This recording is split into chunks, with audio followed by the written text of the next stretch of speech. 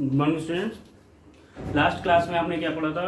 हमने पढ़ा था कम्यूटेटिव एंड एसोसिएटिव और closure property for addition and associative property for all the operation, means addition, subtraction, division and multiplication. और इसी के साथ हमने पढ़ा था रेसिप्रोकल्स। अब आज हम बात करेंगे क्लोजर प्रॉपर्टी के लिए, और वो किसके लिए होगा? Subtraction, addition and multiplication. ठीक है, तो first topic is our closure property. Closure property says that if we add two numbers, two rational numbers, or to subtract two rational numbers, or multiply and divide two rational numbers, then the result will be also an rational number. Okay, so first of all we will discuss for addition. Again हम एक बार addition के लिए पढ़ लेते हैं। तो addition के लिए क्या बोलता है कि if we find the sum of a plus B upon c upon d, the result will be a rational number e upon f। Okay, for example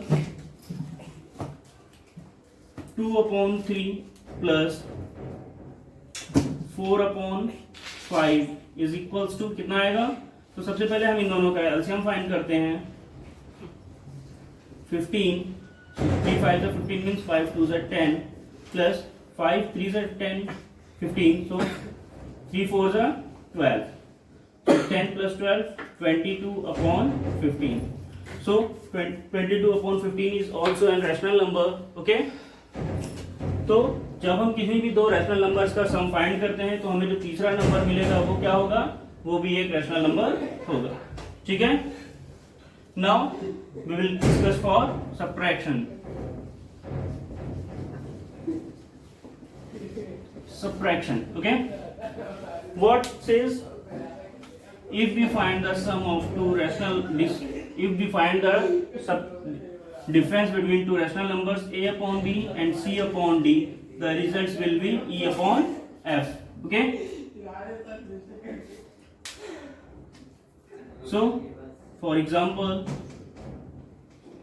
3 upon 4 minus 5 upon 6, तो देखिए क्या हो जाएगा? 6 4 जा 24, या फिर हम इसका एलसीएम लेंगे तो 12 हो जाएगा। 4 3 जा 12 मीन्स 3 3 जा 9 एंड 6 2 जा 12 मीन्स 5 2 जा 10, so minus plus minus minus हो जाएगा, सो 9 माइनस 10 1 आएगा और अपॉन 12। अब यहाँ पर 10 जो है वो हमारा ग्रेटर नंबर है और इसका सिंबल माइनस में है, तो इसलिए ये -1 हो जाएगा।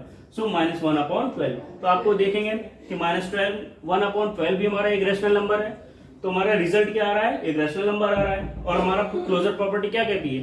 क्लोजर प्रॉपर्टी कहती है कि if we find the sum, difference, multiplication और division of any two rational numbers, the result will be also an rational number. okay, now come on next operation, that is multiplication.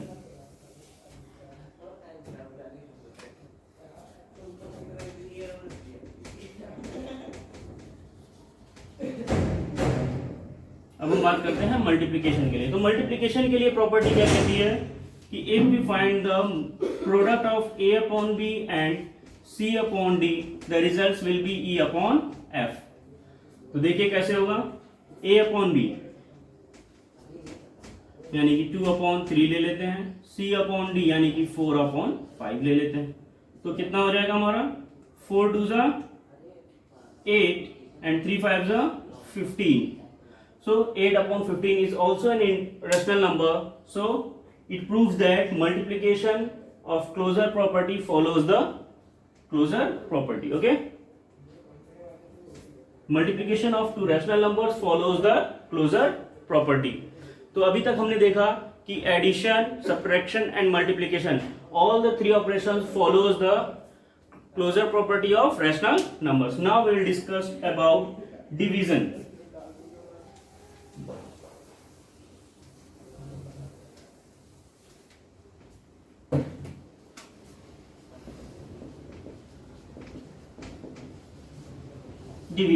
okay, so what is division says?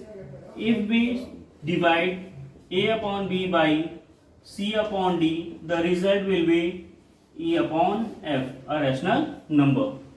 Okay, for example, a upon b means 3 upon 4, c upon d means 2 upon 1 ले लेते हैं, equal to कितना हो जाएगा। तो देखिए मैंने बताया था कि जब इस तरह का डिवीजन आता है तो हम रैशनल नंबर का डिवीजन करने में नहीं कर सकते, तो हम क्या करते हैं, इसका रेसिप्रोकल फाइंड कर लेते हैं। रेसिप्रोकल के बारे में मैंने बताया था कि जब हम न्यूमरेटर को डिनोमिनेटर और डिनोमिनेटर को न्यूमरेटर बना लेते हैं तो वो होता है हमारा रेसिप्रोकल, और रेसिप्रोकल करेंगे तो इसके साथ साथ क्या हो जाता है, देखिए 3/4 और ये 1/2 हो जाएगा। अब 1/2 के साथ ये क्या हो जाता है, ये जो हमारा डिवीजन का साइन होता है, जैसे ही हम रेसिप्रोकल करते हैं तो ये मल्टीप्लाई हो जाता है। ठीक है, मल्टीप्लाई का सिंबल हो जाता है। तो अब देखिए क्या हो जाएगा, ये 3 1 जा 3/4 2 जा 8. So 3/8 is also a rational number. It means closure property of rational number follows all the operations. All the operation means addition, subtraction, division and multiplication. Okay, now we will discuss about commutative property.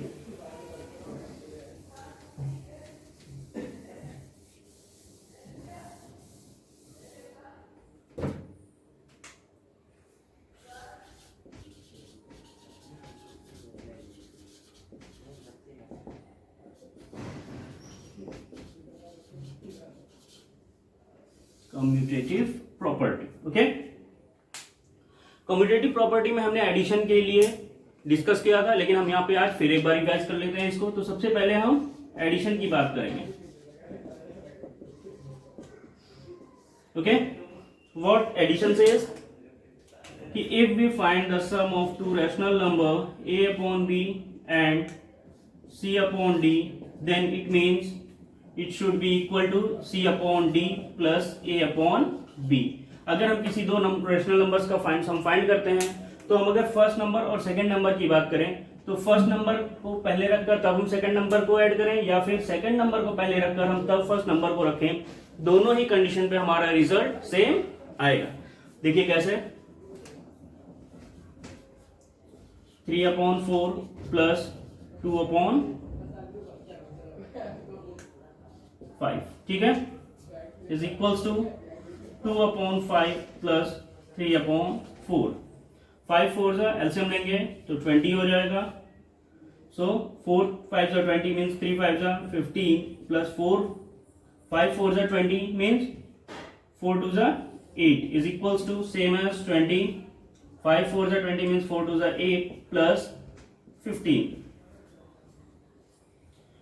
Plus 8 23/20 is equals to 23/20. So LHS equals to RHS. तो यहां पर हमारा LHS और RHS दोनों equal आ रहा है।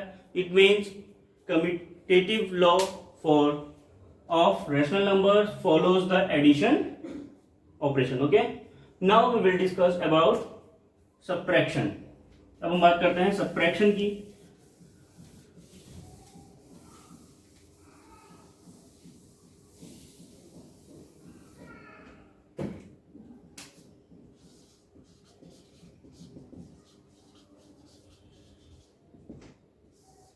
Subtraction. अब देखिए सब्ट्रैक्शन में क्या बोलता है कि अगर हम किसी दो रैशनल नंबर का डिफरेंस फाइंड करें, यानी कि a/b माइनस c/d करें, तो हमें रिजल्ट क्या मिलना चाहिए, e/f मिलना चाहिए। सॉरी, a/b माइनस c/d कर रहे हैं तो क्या होना चाहिए, c/d माइनस a/b इक्वल होना चाहिए। तो देखिए इक्वल होता है कि नहीं होता है, इसको हमें चेक करते हैं। So 3/4 minus 2/5 is equals to 2/5 minus 3/4। ठीक है, तो क्या हो जाएगा, एलसीएम फिर से 20, 5 3 is 15 and minus 8 is equals to 28 minus 15 हो जाएगा। अब 15 minus 8 जब हम करेंगे तो कितना हो जाएगा, 7/20 इक्वल्स टू 8 माइनस 15 करेंगे तो कितना आ जाएगा, 7/20, लेकिन हमारा ग्रेटर क्या है, 15 ग्रेटर है और इसका सिंबल क्या है, माइनस है, तो यहाँ माइनस आ जाएगा। तो अब आप देख रहे हैं कि LHS जो है हमारा वो पॉजिटिव -7/20 आ रहा है, लेकिन हमारा RHS कितना आ रहा है, -7/20 आ रहा है। तो it means it does not, they are not equals. Okay, so यहां भी नॉट इक्वल हो जाएगा।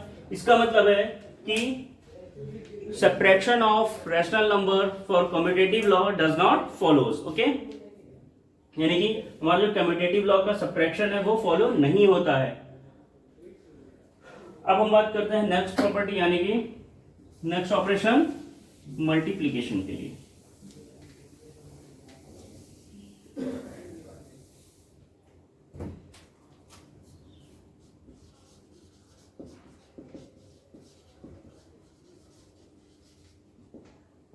मल्टीप्लिकेशन, ये क्या कह रहा है कि अगर हम दो rational numbers a/b into c/d करते हैं तो c/d इंटू a/b भी इक्वल आना चाहिए। तो देखिए 1/2 multiply 3/4 is equals to 3/4 into 1/2, 4 2 8, 3 1 3, same as 3 1 3 and 4 2 8. So LHS equals to RHS यहाँ पे आ रहा है। इसका मतलब कि हमारा commutative law for multiplication follows the rule. Okay, अब हम बात करते हैं डिवीजन की।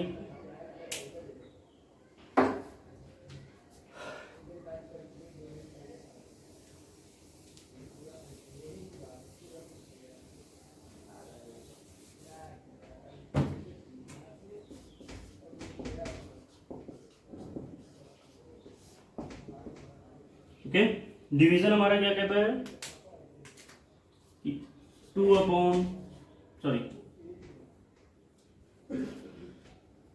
A/B divides C/D is equals to C/D divide A/B.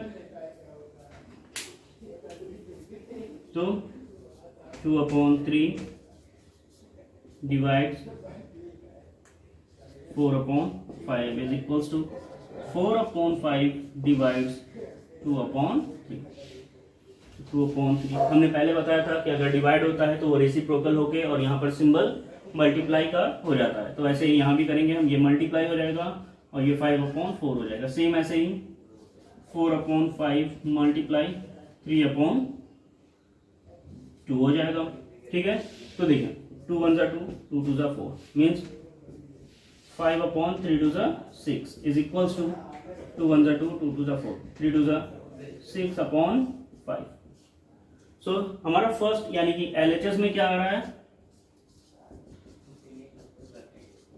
LHS में हमारा आ रहा है 5/6 और RHS में आ रहा है 6/5, जो कि इक्वल नहीं है। इसलिए LHS is not equals to RHS and it does not follows the commutative property. Okay, अब आपको ये सारी प्रॉपर्टी समझ में आ गई होंगी। अब हम बात करते हैं नेक्स्ट प्रॉपर्टी, यानी कि द रोल ऑफ जीरो।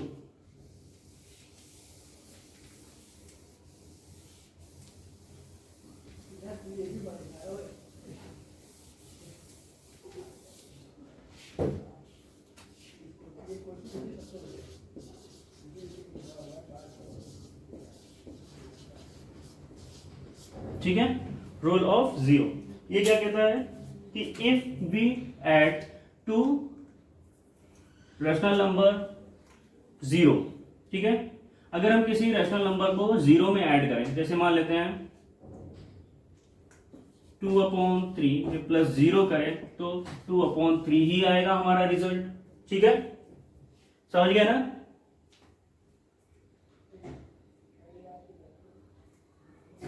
या फिर 0 में हम 2/3 करें तब भी हमारा रिजल्ट क्या आ रहा है, 2/3 ही आएगा।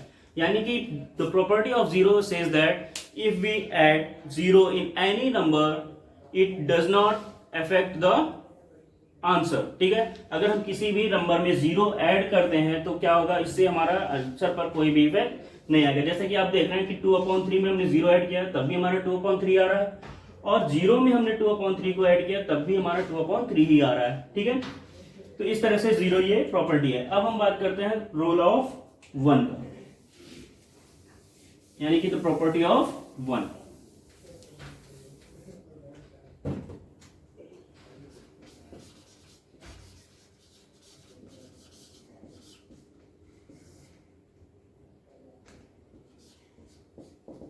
The role of 1। तो देखिए क्या कहता है ये कि if we multiply by 1 in any number the result will be same the number, ठीक है। अगर हम किसी नंबर में 1 से मल्टीप्लाई करते हैं तो इससे हमारे रिजल्ट पर कोई इफेक्ट नहीं आएगा और वो नंबर सेम वही बना रहेगा, ठीक है। जैसे एग्जांपल देखिए 3/5।